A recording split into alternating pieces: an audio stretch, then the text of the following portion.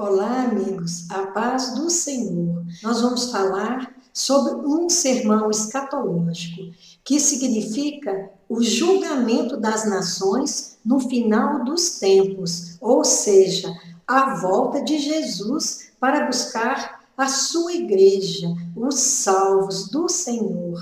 Em Mateus capítulo 25, versículos 14 a 30. E há um similar em Lucas 19, versículos 12 a 27. E diz o seguinte: a parábola dos talentos. Pois será como um homem que, ausentando-se do país, chamou os seus servos e lhes confiou os seus bens. A um deu 5 talentos, a outro 2 e a outro 1, cada um segundo a sua própria capacidade. E então partiu. O que recebera 5 talentos saiu imediatamente a negociar com eles e ganhou outros 5. Do mesmo modo, o que recebera 2 ganhou outros 2. Mas o que recebera 1, saindo, abriu uma cova e escondeu o dinheiro do seu senhor. Depois de muito tempo, voltou o senhor daqueles servos e ajustou contas com ele.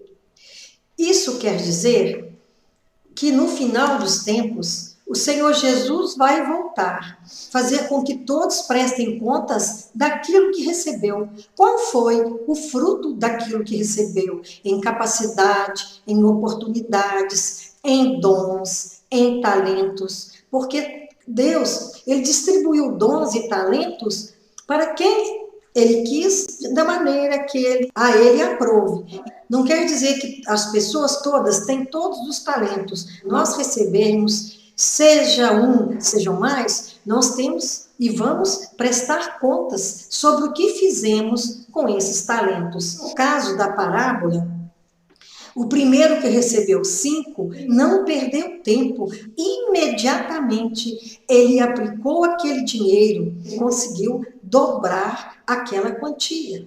O que recebeu 2 fez a mesma coisa. Ele não titubeou. Logo, ele aplicou e dobrou também aquele valor.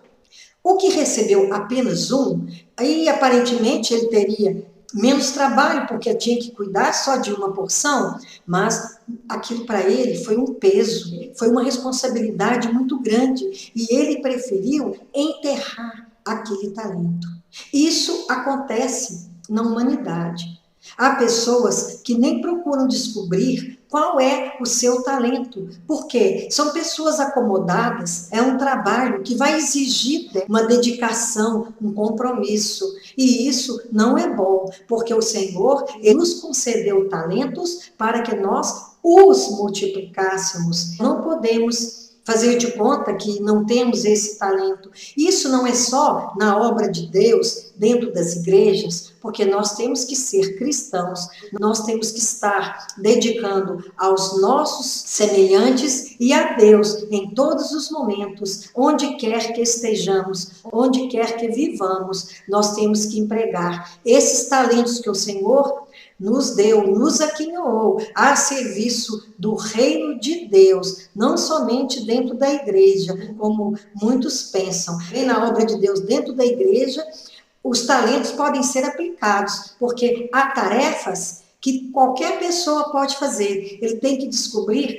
a sua vocação. É para a música? É para evangelização? É para pregar? É para ganhar almas para Jesus? Porque de uma maneira ou de outra, quando empregamos bem o talento, estaremos ganhando almas para Jesus, porque o testemunho é muito importante. O talento era uma moeda da antiga Grécia e ela valia o seu peso em ouro. Disse que um talento valia 100 dracmas. Era mais ou menos o pagamento entre 90 e 100 dias de trabalho. E era feito de ouro ou de prata. Valia bastante. E esses servos que receberam esses talentos, 2 tiveram essa capacidade, essa visão de multiplicar. E esse terceiro, ele não ouviu a voz do Senhor, interpretou da maneira dele. Porque se o Senhor deu algum talento, não era para ficar escondido, não era para ser enterrado. E nós vemos que muitas pessoas hoje enterram seus talentos, dons espirituais, dons materiais, segundo a capacidade de cada um.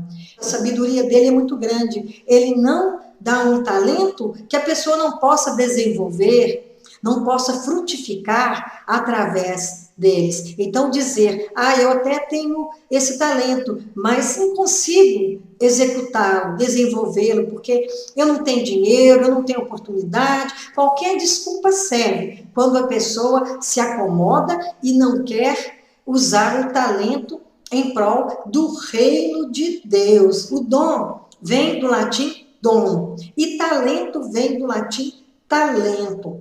Tem pessoa que tem facilidade, ele nasce com o dom para tocar um instrumento musical, outros para jogar bola com maestria. E as pessoas que desenvolvem esse dom tornam-se pessoas reconhecidamente talentosas, porque elas fizeram aqueles talentos frutificar. Mas há pessoas tão acomodadas, a gente tão preguiçosa, que mesmo reconhecendo que possui um talento, não se ocupa de multiplicá-lo, de desenvolvê-lo. E muitas das vezes esse talento fica perdido, fica esquecido. E mesmo dentro de um templo, ou mesmo em nossa casa, em nossa comunidade, nós temos que colocar esse talento para ser multiplicado e para também que o reino de Deus cresça. Nós temos que ser dignos, temos que ser fiéis em nossos compromissos no emprego desses talentos em favor dos outros. O talento não dispensa a ética, os princípios morais, porque mesmo que uma pessoa tenha talento e que desenvolva, mas se for uma pessoa que não observa a ética, a moral, os bons costumes e os bons princípios, ele vai, de certa forma, estar completamente contaminado. Esses talentos que poderiam ser tão positivos já não vão ter o mesmo valor. Pessoa que tem talento, que tem nome, que conseguiu um prestígio, se, como a gente vê no caso da política, e não só na política, granjearam fortunas, se elas não têm ética, se granjearam essas fortunas de maneira desonesta, já não tem o mesmo valor, porque ele não está trabalhando para o reino de Deus. Não há bênção de Deus nesse caso. Depois de muito tempo, voltou o senhor daqueles servos e ajustou as contas com eles. Então, aproximando-se o que recebera 5 talentos, entregou outros 5, dizendo, Senhor, confiaste-me 5 talentos, eis aqui outros 5 talentos que ganhei. Deus usa o exemplo do talento, no caso, uma moeda, valor monetário, e também das minas, uma moeda, para exemplificar. Porque não é somente o monetário, não é somente dinheiro, é só mesmo uma parábola, uma comparação, um jeito simples e fácil de falar para que as pessoas que ouvem entendam o que o Senhor está querendo dizer. Disse-lhe o Senhor, muito bem, servo bom e fiel, foste fiel no pouco, sobre o muito te colocarei, entra no gozo de teu Senhor. Que, humanamente, o talento tinha muito valor, porque além de representar 100 dracmas, também valia o seu peso em ouro. Só que, diante do reino de Deus, não significa nada, por isso que ele fala, foste fiel no pouco, sobre o muito te colocarei, porque para Deus, toda a riqueza da terra, todas as riquezas juntas, não significam nada diante do reino de Deus, da maravilha, do valor que é espiritualmente o reino do Senhor. E aproximando-se também o que recebera 2 talentos, disse, Senhor, 2 talentos me confiaste, aqui tem 2 outros que ganhei. Disse-lhe o Senhor, muito bem, servo bom e fiel, foste fiel no pouco, sobre o muito te colocarei, entra no gozo do teu senhor. Chegando por fim, o que recebera um talento, disse: Senhor, sabendo que és severo, que ceifas onde não semeaste e ajunta onde não espalhaste, receoso escondi na terra o teu talento. Eis aqui, tens o que é teu. O Senhor não se compraz que devolvamos o talento da maneira que recebemos, porque é através da dedicação, é através do trabalho, algo que não pesa, porque quando gostamos de fazer algo, quando fazemos por amor, fazemos por prazer, e aquilo não representa um peso em nossas costas, mas sim uma alegria. Então, quando queremos saber se nós temos um talento e um dom, nós temos que perceber aquele talento, aquele dom que eu executo e sinto prazer nele, que para mim não é pesado, que aquilo me causa uma alegria. Então, essa é a sua verdadeira vocação, porque se sentirmos peso ao executar qualquer coisa com a nossa capacidade, é porque realmente não é o talento que devamos multiplicar. Tem gente que faz aulas de música,